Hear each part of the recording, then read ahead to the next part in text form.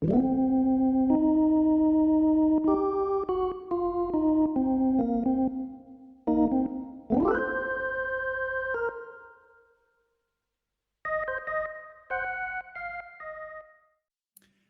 and welcome to Rob from the Internet Talks About Beer, a show where we discuss different styles of beer, beer history, beer flavor profiles. We give shout outs to breweries we think make exceptional beer, and we talk about whatever else happens to come to mind during the course of the conversation.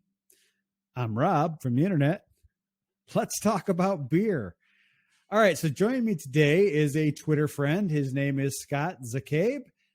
Scott, if you would, tell me a little bit about yourself, how you got into craft beer, and what you do when you're not talking about craft beer. Cool. Hi, Rob. So my name is Scott. As you mentioned, I'm a biomedical engineer. I work and live in Toronto, and that's what I do when I'm not talking about when drinking craft beer. But that's pretty much the long and short of it. But the sorry, 1 second. Can we? No worries, over? Man. This is.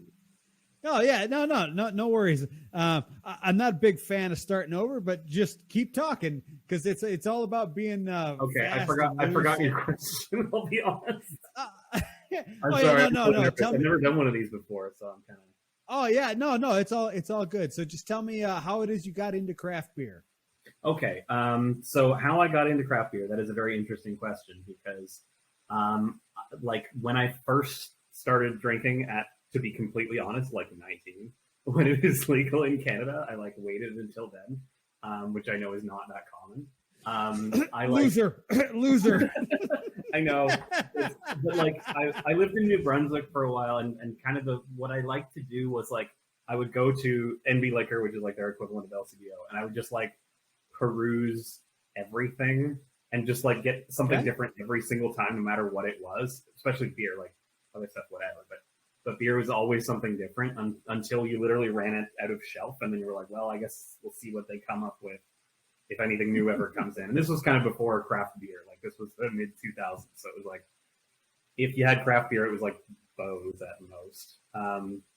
Or we called Keats craft beer back then. So that was kind of the fancy stuff in the Maritimes. But when the craft beer movement kind of blew up in the early 2010s and everybody started like, it was easy to find and they were like microbreweries everywhere, or even like a few, like Amsterdam kind of opened up its business a lot more in Toronto and stuff like that. And that was like, oh, it's everywhere. And I no longer have to just like wait for stuff to happen at the beer store or the LCBO. I can like actually go find it anywhere I want, or go to a bar and you never know what they'll have because it's not just the same 5 beers in every place anymore. Right. And from that, it became very accessible because now everybody can get into it. It's great. So that's kind of how I got into it, kind of organically with the culture shift of beer over the last decade or so. But I definitely love just kind of exploring it, like going to the most impossible places to find it if I can. Like the lengths we will go to for a tasty beer that may or may not be good. Yeah, I totally understand that. Yeah. Yeah. So that's pretty much my history with beer. Cool. So it's funny you say that craft beer explosion in like 2010. I'm from the United States, where craft beer has been a thing since the late 80s. So you know, it's always funny. It's like I always talk to people, and I'm like, yeah, you know, craft beer in Canada is great. It's about 5 to 10 years behind the curve where it is in the United States in terms of the number of breweries and the styles and things like that. But it's fantastic since I moved here because I get to be on that leading curve as opposed to being at the top of the bell curve where, oh yeah, there's all these breweries that do this stuff. Here I'm at there's all these breweries that are starting up and they're all starting to make good beer and they're all starting to distribute their beer. So it's great. It's like it's like a playground for me. Yeah. Yeah. Like, I guess there was craft beer here, but it was like, there was like 4 craft breweries in Ontario and they were it didn't, I understand. Yeah, it didn't really take off. It took off quite a bit later than it did in the States, and that's mainly because of the government intervention. So today we are going to be talking about Maibock, which is a varietal of the Bock style of beer. I will be drinking. Let's see here if I can get it in the hole. A Holsten Maibock, which is a traditional German Maibock, comes in at 7%. What about you, Scott? What are you going to be partaking in this evening? So you gave me a couple options. You said Maibock or Doppelbock, and the amount of craft sort of Doppel and Maibocks available in Ontario are pretty slim right now. So it is. I did manage to find one that I don't know if you call it craft, but why not? I got a Creemore Urbock. Nice. Creemore is considered craft because they're not a macro brewer. So right, yeah. So I've never had this one. I've had Creemore, but not this particular one. I think it's fairly new. It says it's a special edition. I looked it up real quick, and apparently it started this year, maybe late last year. So cool. I've not heard of that one, so it must be fairly new. I mean, not to say that I've heard of every single beer that's out there, but I have heard of quite a few. Fair enough. So yeah, so I'm drinking a Maibock. Going to the root style Bock. Ooh, look at the color on that. That's fantastic. Bock is a stronger lager, traditionally an ale, but in the last 30 or so years, they've also transitioned a lot over to being a lager style ales. It's German in origin. Several substyles exist in the Bock family. There's Maibock, which Maibock in German literally means Bock in May. So it comes out typically every year in May. There's Doppelbock, which literally means double Bock, which means it's a Bock beer with a bit higher alcohol content. There's Weizenbock, which is, or Wiesenbock, depending if you want to use the traditional German pronunciation, which is a wheat forward style of Bock. And then my favorite of the Bock families is the Eisbock, which is where they take the wort and they freeze it and get rid of some of the ice to increase the alcohol content. So it's a Bock beer that they take the wort out into the cold dead of winter, and they let it freeze a little bit, siphon off that ice, and then what's left over is what they ferment. So my beer is a beautiful pale golden yellow color, slightly amber, which is traditional for a Maibock. It's often called a Heller or Helles Bock because it's very similar in color to a Helles lager. So yours looked like it was considerably darker, like it was more of a Doppelbock style. Yeah, as I understand it, it is in the Doppelbock, and you mentioned kind of the lager, sort of the more modern style. This is classified as a dark lager according to the packaging. Nice. So it's definitely sort of a dark reddish, very brown. It look that is what most people would consider a definite fall beer just based on the color. Fall is typically when people tends to turn towards the darker beers, the heavier beers. You want something with a little bit higher alcohol because it's a warming effect, even though it's a false warming effect for you, but it feels good when you're drinking it. For those who don't know, traditionally Bock beer is a relatively sweet beer. Comes in anywhere from 6.3 to about 7.5% alcohol. It's lightly hopped traditionally, which means that it's anywhere from 20 to 30 IBUs. For those who don't know, an IBU is the International Bittering Unit, which is the universal standard for judging how bitter a beer is. Color can range from a light copper brown to a super dark brown, or in the case of a Maibock, it's going to be more of this amber color because it's more like a Helles lager. So, it's one of those beers that the profile of it, the Bock base determines the overall profile, but it varies greatly depending on which varietal that you're going with. You should have a nice aroma to it. It should be kind of toasty, maybe a little nutty. Should smell like biscuits or possibly fresh baked bread or cookies when you give it a nice sniff. The proper glass for it is technically a goblet. I don't own any goblets, so tonight's beer is in a tiku. I see yours is in a tulip style, which is is that a Society of Beer Drinking Ladies glass? Yes, it is. Awesome. It's an SOBDL tulip, so thought I'd go with that. Very, very nice. Yeah. So that is, if you don't have a goblet, the tulip is the next best thing. You should have low to moderate carbonation in this. And if you look at mine, if you look in the camera, you don't see a whole lot of bubbles rising up. That's because it is fairly low carbonation. There's not a whole lot of head, but the head that there is here is white, and it kind of clings to the glass a little bit. It's got a little bit of legs to it. So, it should be when you take a drink, which I'm going to do right now. Bottoms up. Yes. So it should be fairly sweet. Should have no astringency to it. It should be smooth mouthfeel, so it shouldn't be like it shouldn't feel like it's like astringent at all. It should be a nice, smooth, well-rounded body to it when you have it in your mouth. The taste should be rich and toasty with a little bit of caramel or caramel, depending on how you want to pronounce it.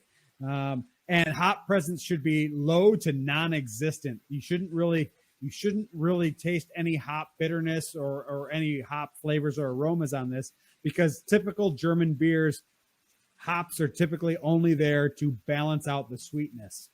So tell me a little bit about how yours tastes to you, Scott. Yeah, sure. So this one definitely probably a bit of a different profile, but similar, like a lot of things you're saying, like that kind of fresh baked goods definitely tastes kind of like that. There's actually quite a note of like molasses, like a gingerbread kind of. You're almost a darker bakery goods. Yeah, and that's what you should have with a Doppelbock. It should have more of a molasses or a gingerbread or a pumpernickel kind of smell to it as well. Yeah, it's kind of reminiscent of a dark bread or cookie. And the nice thing there is it actually still does have kind of a bitter edge and finish on it.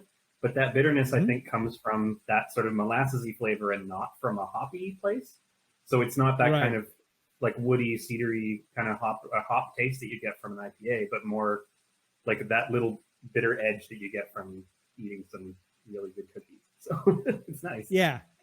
And that's what you should have. So as I said, proper glassware for this should technically be a goblet for both either a Doppelbock or a Maibock. But if you don't have that, a tulip glass or a tiku glass or even a solo cup, if that's all you have available to you, because a good beer is going to be a good beer no matter what glass you have it in. It's just going to be better if you have the proper glassware. Things you can pair with this style of beer. Bock beers in general across the board pair well with things like ham or pork chops. That nice that kind of flavor profile that they have. For cheeses, your things like Swiss cheese or a Munster cheese pair well with it, because it's not going to overwhelm the flavor profile of the beer itself, and the beer is going to complement that.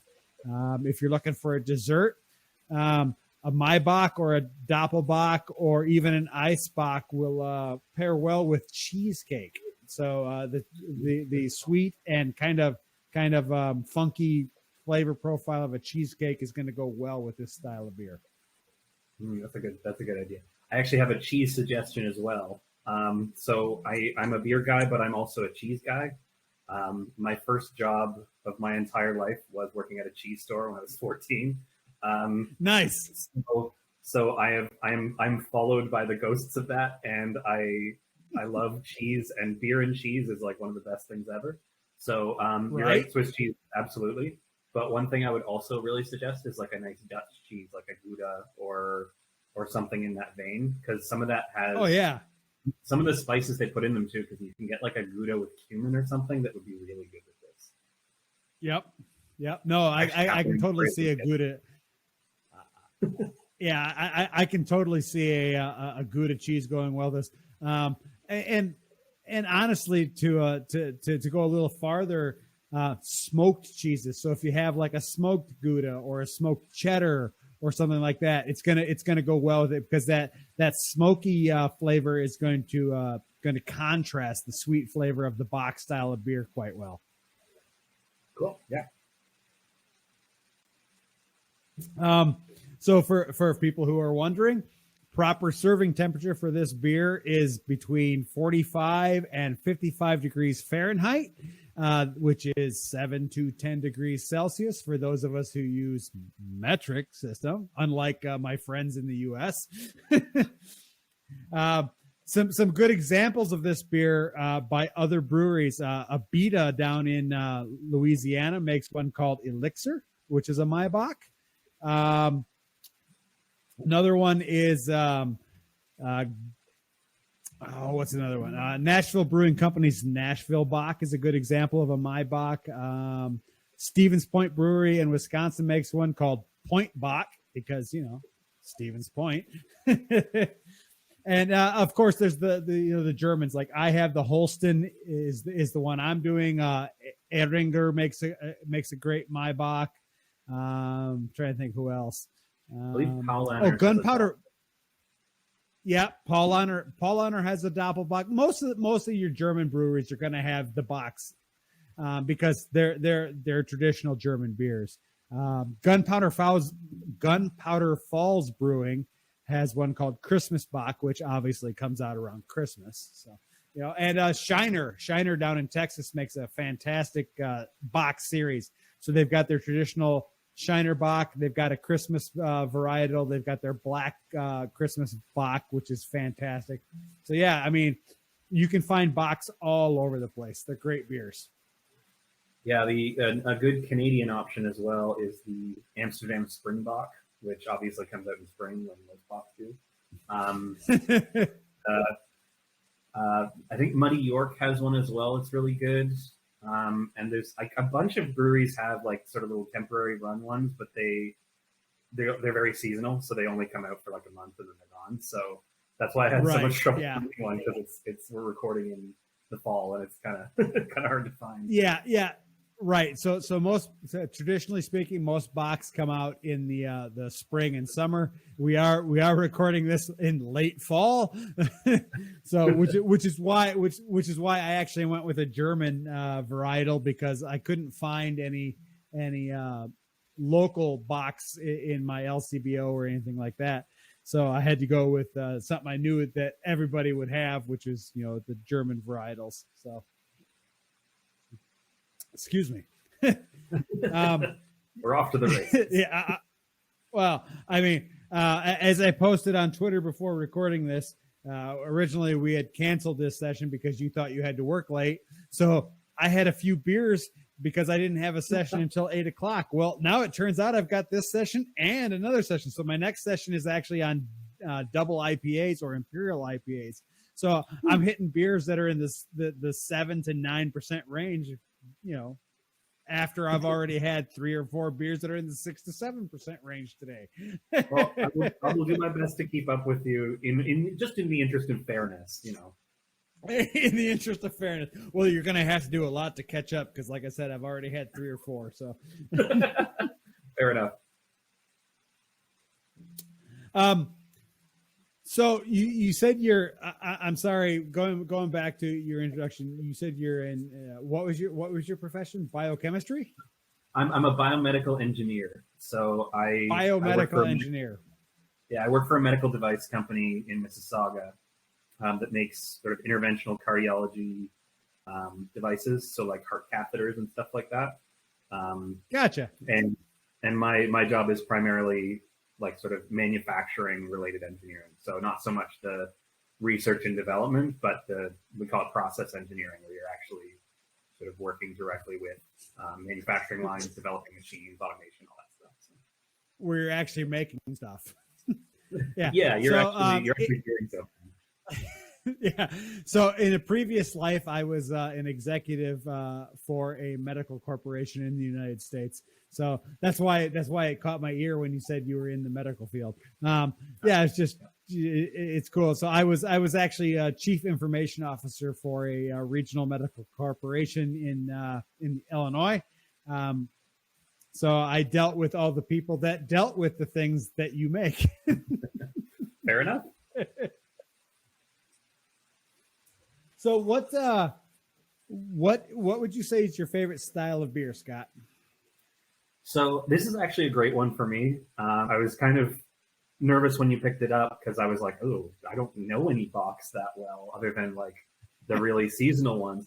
But this is actually perfect because this is like dark beers with like a really heavy malt flavor, not super bitter, a bit more on the like the rich sort of darker flavors are more my bag. So Gotcha. my favorite beer of all time that I always go to. There's 3 pubs here in Toronto that if any of your listeners are from Toronto, they will be familiar with. There's one called the Town Crier, one called Prenup, and I forget what the other one's called because I never go there because it's far. And they serve lots of like German and European beers. They have a great big menu. It's an awesome bar, and I highly recommend it to anybody who likes sort of just new beers and European beers. But they're like one of the only places I can find that serve this. But it is a fairly common beer from Germany called Weihenstephaner. And my favorite one is the Weihenstephaner Dunkel. Because Weihenstephaner is pretty easy to find, but the Dunkel is mysterious and for some reason very elusive. And so I love going there and having a pint of it, and it's my favorite thing ever because it's very like caramelly and rich, but not too rich. Like it's not super strong or heavy. It's just it drinks like a lager or even a light beer, but it tastes like a dark beer, and that's why I love it. Right. Yeah. So for people who might be unfamiliar, a Dunkel is the shortened name of a Dunkelweiss. So that's a wheat beer that is made with darker malts.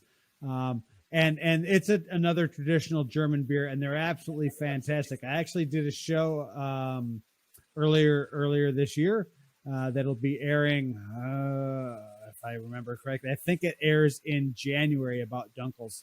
It might be December. I'm not sure exactly when it was that I recorded it, but yeah, it's Dunkels are a great one. I actually where I used to live is a predominantly German town in Rockford, Illinois.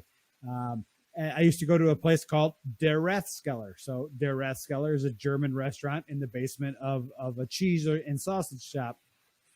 And I would go there with a friend of mine, and it was funny. The first time we ever went, I walked in and said, "Yeah, I'll have a Dunkel, and I'll have the schnitzel on light rye." And my friend turned to me and goes, "What the fuck's a light rye?" Because he didn't understand it was 2 words, light rye, as in the bread. But yeah, so German beers are among my favorites. I used to hit this place, Der Rathskeller in Rockford, Illinois. I used to hit it pretty much every week. I'd go in, I'd get either a bratwurst or a Wiener Schnitzel, and I'd get the Dunkel if it was it was typically Warsteiner Dunkel, or if they didn't have that, if they were out, then I'd just get standard Warsteiner, which is just a standard beer.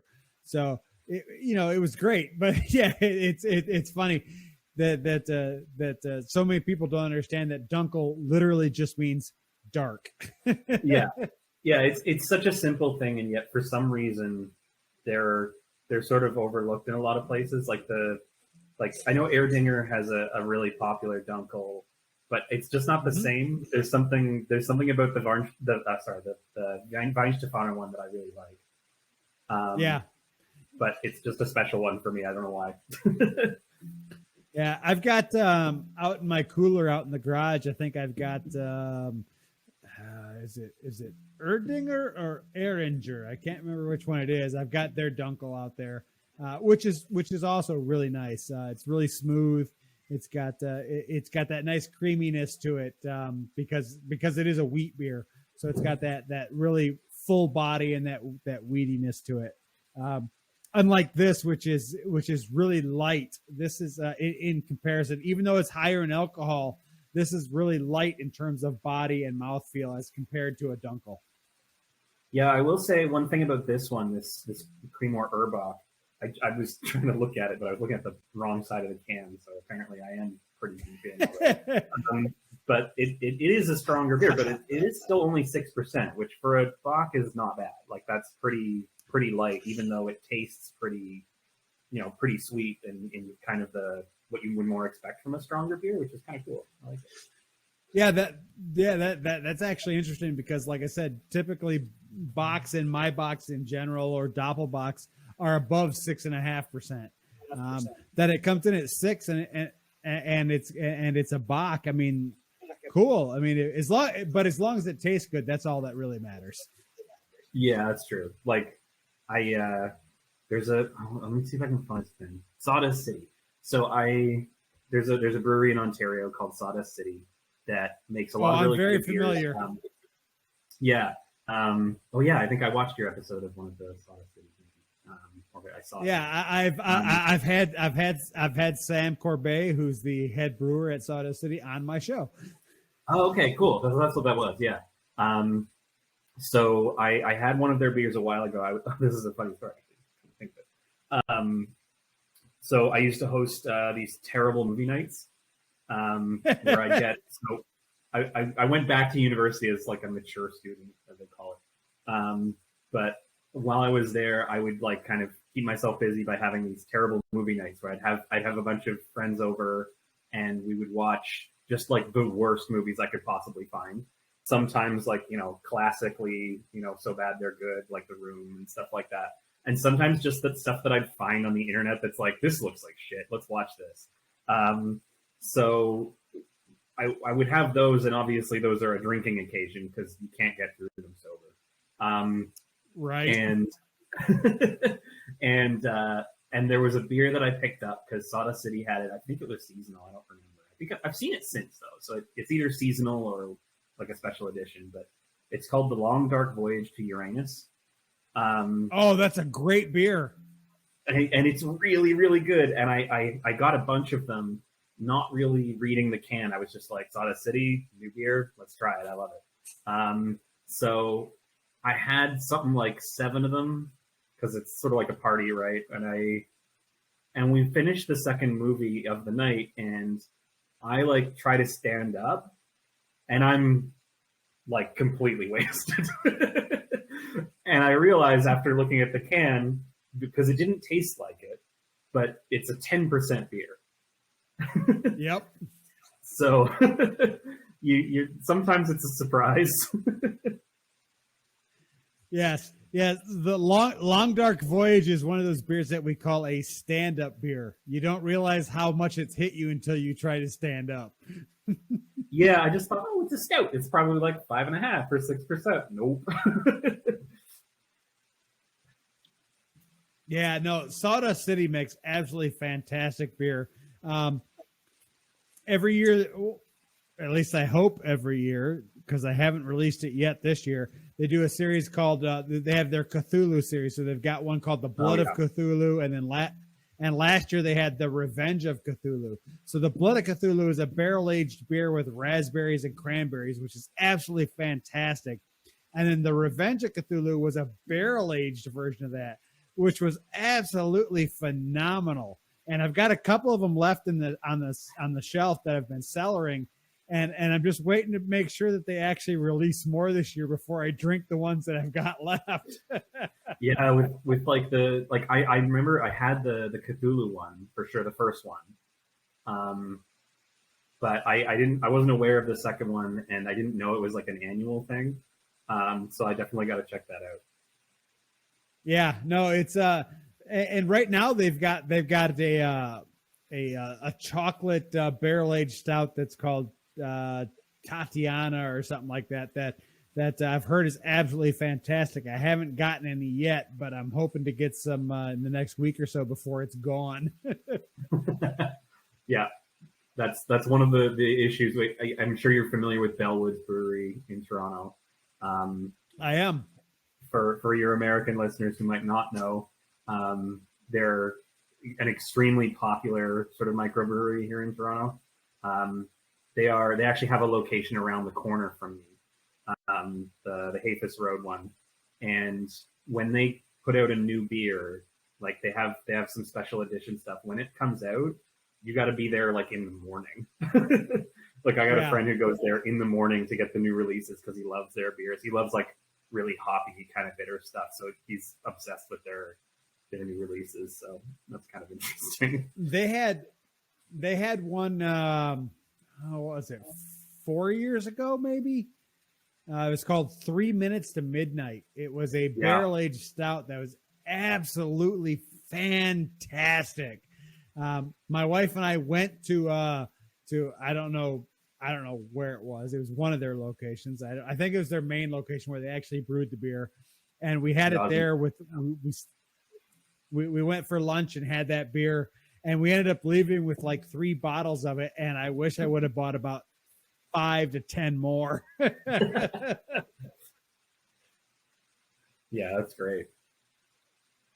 Yep. Awesome. Well, we have been talking for about 30 minutes. It's that time where I say, hey, this is the end of the show. So if you're watching this and you've enjoyed it, please click like. If you're generous, subscribe and click the little bell to know when new episodes come out. If you have any questions for me, or if you have any questions for Scott, please leave them in the comment section below. If you have a suggestion for a beer style or a beer or a guest you'd like me to have on the show, please leave that below.